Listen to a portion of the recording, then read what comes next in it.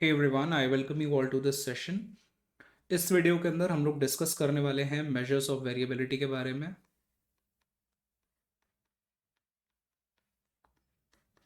Alright,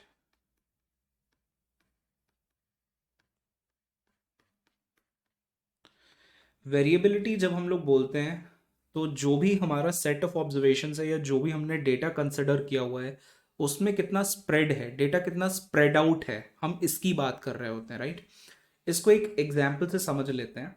let's say we have two sets of observations जिसमें हमारे पास set one के अंदर वैल्यूज कुछ इस तरीके से हैं, 3, 4, 5, 6 and 7, and we have set 2 जहां पर we have values like this। सारे के सारे ऑब्जर्वेशंस 4 के बराबर है।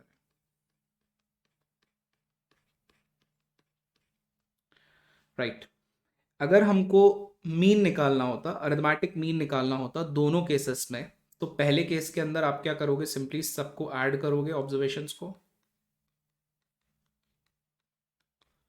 and you will divide it by total number of observations, that is nothing but 7. This will give you 28 by 7, which is nothing but 4।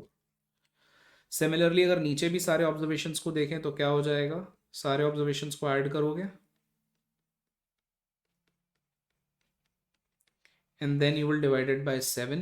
this will give you nothing but 28 by 7, which is again 4।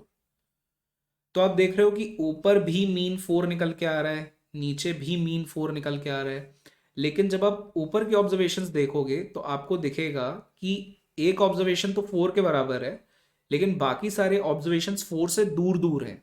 ठीक है, spread हैं, फैले हुए हैं कुछ ना कुछ उससे। तो यहां पे आपको दिख रहा है कि पहले वाले सेट के अंदर स्प्रेड ज्यादा है। ठीक है, यह वेरिएबिलिटी ज्यादा है क्योंकि ऑब्जर्वेशन ज्यादा स्प्रेड आउट हैं पहले वाले सेट में। सेकेंड वाले सेट के अंदर तो आपका मीन भी 4 है और आपकी वैल्यू भी एग्जैक्टली सारी की सारी 4 के बराबर है। तो यहां पे आपको वेरिएबिलिटी नहीं दिख रही है। ठीक है, स्प्रेड नहीं दिख रहा है वैल्यूज में जैसा आपको पहले सेट में दिख रहा है। तो हम लोग जब अपने ऑब्जर्वेशंस को या अपने सेट ऑफ ऑब्जर्वेशन को या डेटा को पढ़ते हैं तो वहां पे ये एक इंपॉर्टेंट चीज होती है, वेरिएबिलिटी या स्प्रेड को कंसिडर करना। ठीक है, आगे और देखेंगे जब डिस्कस करेंगे तो। एंड वेरिएबिलिटी से हमारा ये मतलब होता है कि हम स्प्रेड देखना चाहते हैं। ठीक है, अपने सेट ऑफ ऑब्जर्वेशन या डेटा में, as illustrated through this example. It is just an example. Similarly हमारे पास क्या होता है कि ये जो वेरिएबिलिटी होती है इसको देखने के लिए we have some mathematical quantities.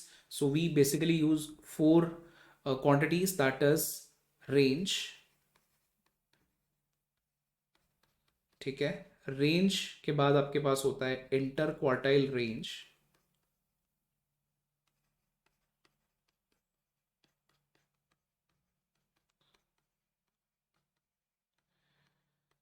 Then we have variance.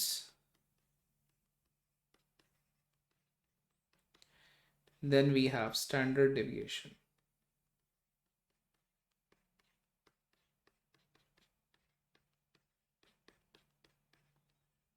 Alright. तो ये 4 measures of variability हैं जिसके बारे में हम लोग डिस्कस करेंगे। ठीक है, although we will take questions in the upcoming session, but अभी थोड़ा इसके बारे में कॉन्सेप्ट और चीज़ें समझने का ट्राई करता है। तो रेंज का मतलब क्या होता है? Range simply refers to the difference of the maximum and minimum value. आप अगर मैक्सिमम और मिनिमम वैल्यू में डिफरेंस निकालोगे तो आपको रेंज मिल जाएगी। ठीक है, जैसे अभी हमने एग्जाम्पल लिया था उसमें हमने सेट ऑफ ऑब्जर्वेशन कंसिडर किया था ये।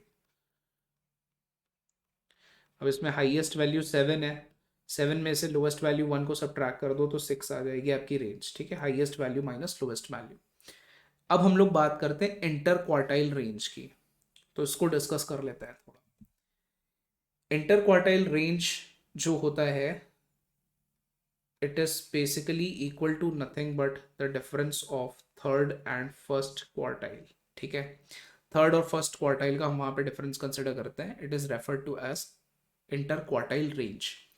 जैसे मान लो कि लेट्स से आपके पास जो आपका सेट ऑफ ऑब्जर्वेशंस है, आपके ऑब्जर्वेशंस हैं, उसको आपने असेंडिंग ऑर्डर में अरेंज कर दिया। राइट, अगर आपने उसको असेंडिंग ऑर्डर में अरेंज कर दिया, लेट्स से यहाँ पे कहीं पे मैं बोल रहा हूँ कि Q1 लाई कर रहा है, यहाँ पे कहीं पे Q2 लाई कर रहा है, और यहाँ पे कहीं पे मैं बोल रहा हूँ Q3 लाई कर रहा है।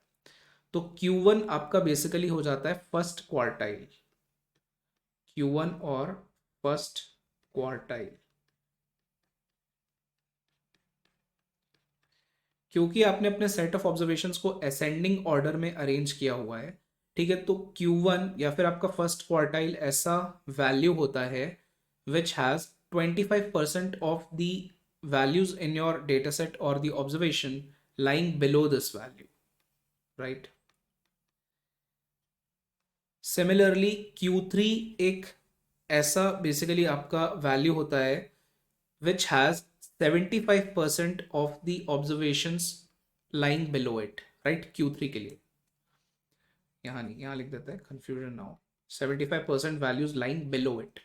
Similarly, if we'll talk about Q2, तो Q2 आपका एक ऐसा वैल्यू होता है which has 50% of the values in your data set lying below it, ठीक है, या in your observations lying below it.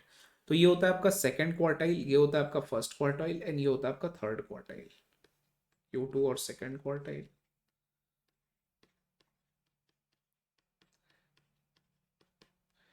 Then we have Q3 or third quartile.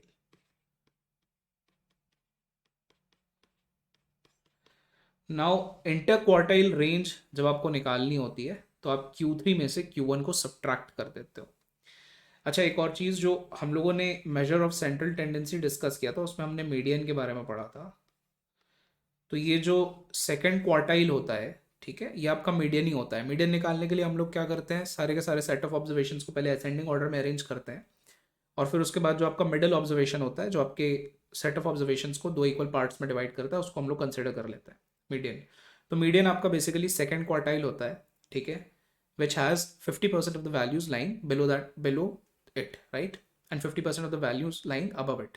तो इस तरीके से आपका मीडियन होता है, और ये आपका बेसिकली Q2 को Q2 से रिप्रेजेंट होता है, ठीक है. तो ये चीज़ है इंटरक्वार्टाइल रेंज के बारे में.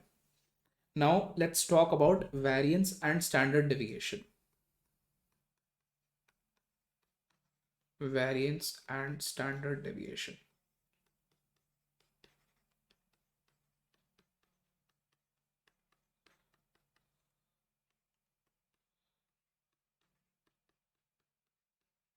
All right. तो जो हमारा मीन होता है ना, अपने मीन से स्प्रेड देखने के लिए हम वेरिएंस और स्टैंडर्ड डेविएशन को यूज करते हैं. और जो आपका स्टैंडर्ड डेविएशन होता है, it is basically the square root of variance, ठीक है. तो अब आप बोलोगे कि जब ऑब्वियसली आप वेरिएंस का ही स्क्वायर रूट ले रहे हो तो फिर हम यहाँ पे दो मैथमेटिकल क्वांटिटीज या दो टर्म्स क्यों कंसिडर कर रहे हैं. तो जब हम लोग आगे और भी डिस्कस करेंगे ऑल दो इसके बारे में, बट एक ये इंपॉर्टेंट पॉइंट है. तो स्टैंडर्ड डेविएशन जब आप देखोगे तो उसकी यूनिट और मीन की यूनिट सेम होती है. तो जब इंटरप्रिटेशन की बात आती है, समझने की बात आती है चीज़ों को, तो स्टैंडर्ड डेविएशन जो होता है it makes more sense, right. Interpretation के पॉइंट से इसको हम यूज़ करते हैं. एंड अगर हम वेरिएंस की बात करें तो वेरिएंस जो होता है बेसिकली आपका, हमको क्या करना होता है एक्चुअल में, जैसा हम शुरू से इसमें पढ़ रहे हैं सेशन में कि हमको स्प्रेड देखना है, ठीक है, डेटा में कितना स्प्रेड है हम वो देखने में या वेरिएबिलिटी देखने में इंटरेस्टेड होता है. तो जब आप इंडिविजुअल टर्म्स इसके फॉर्मूले में लिखते हो ना, वेरिएंस के फॉर्मूले में, वो सब आगे देखेंगे फॉर्मूले वगैरह. तो वेरिएंस के फॉर्मूले में जब आप इंडिविजुअल टर्म्स लिखते हो तो उन टर्म्स का हम बेसिकली स्क्वायर कंसिडर करते हैं, क्योंकि हम नहीं चाहते कि जो डिफरेंस हमको मिल रहा है या जो स्प्रेड हम रिकॉर्ड कर रहे हैं वो नेगेटिव पॉजिटिव होकर एक दूसरे को कैंसिल कर दें. तो स्क्वायर होने की वजह से क्या होता है कि हम उसकी पॉजिटिव क्वांटिटी को कंसिडर करते हैं, एंड देन जो भी फॉर्मूला होता है उससे हम वेरिएंस निकाल लेते हैं. एंड जब हम फिर बाद में स्टैंडर्ड डेविएशन जो है स्क्वायर रूट लेके वेरिएंस का उसको भी निकाल लेता है, ठीक है. बट इनको हम दोनों को यूज़ करते हैं मीन से स्प्रेड देखने के लिए. So that is the point, and I hope this video was helpful. Will meet in the next session, we will cover some questions, and जब सैम्पल पॉपुलेशन के बारे में और भी आगे भी डिस्कस करेंगे तो सारे फॉर्मूले और सब चीज़ें देखेंगे, राइट. तो आई होप यहाँ आपको थोड़ी सी कंसेप्चुअल अंडरस्टैंडिंग और बेसिक्स के बारे में पता चला होगा. So will meet in the next session. Till then, thank you, bye bye.